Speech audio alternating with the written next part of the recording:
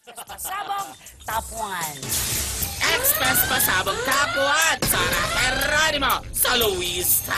23 years old na ang sikat na singer-actress, pero aminado si Sara na hindi pa niya kayang mamuhay mag-isa. At kahit pa nga marunong na siya sa ilang gawaing bahay, ay hindi raw niya lubos may isip na manira sa isang kondo na wala mga magulang at kapatid. Kaya pa man, umaasa si Sara na mapagbigyan ang kanyang kagustuhang mahawakan na ang kanyang sariling pera para matutunan rin niya kung paano maging financially independent. Don't worry, Sara! Ipakikilala kita sa kaibigan ko, accountant, pag nagkataon!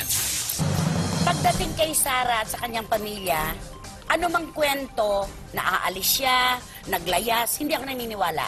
Kasi sobrang close ng pamilya para payagan nilang umalis si Sara, mamuhay na mag-isa. Hindi ako niniwala. At 23 years old na siya. Kahit So, mag pwede na 27 siya. pa Ang siya. sabi niya financially, sana daw mahawakan niya yung... Yun sana.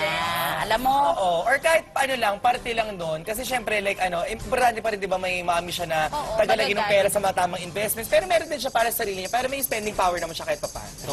alam mo, may nagbebenta nga ng relo daw kay Sara. Ang sabi daw niya, Sara, dapat meron ka ng Rolex. Sabi raw ganon. Ay, ayaw po ng mami ko kasi binebenta. Gusto po niyang bilhin lote. Sounds familiar?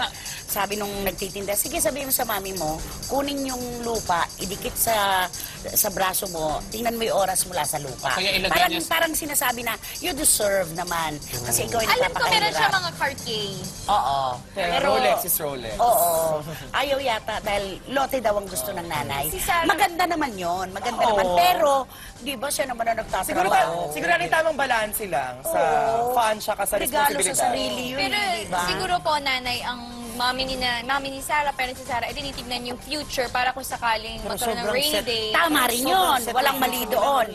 Tapos si Mo, marami naman siyang nakabili na ano sa Alabang, nakabili sa Kabanatuan, meron na siyang kondo. Di ba? 100,000 na lang ang pera niya. Kasi ang, Nakabili niya. ang balita ko naman po, nanay, si Sarah daw po ay nagpapatayo ng building dito along Mindanao Ave sa may ano. So, di ba, maganda ring investment. Talagang maganda, walang masama doon. Future niya kasi nakataya dyan. Pero Sabi niya. may masasabi pa rin ng tao, dala na pagdadamutan, yung nagpapakamatay sa pagtatrabaho. All fun tapos no play. Yes, oo. Kailangan din ng onting play. Yes. Naka-play doon. Okay, blind item ni Shalala!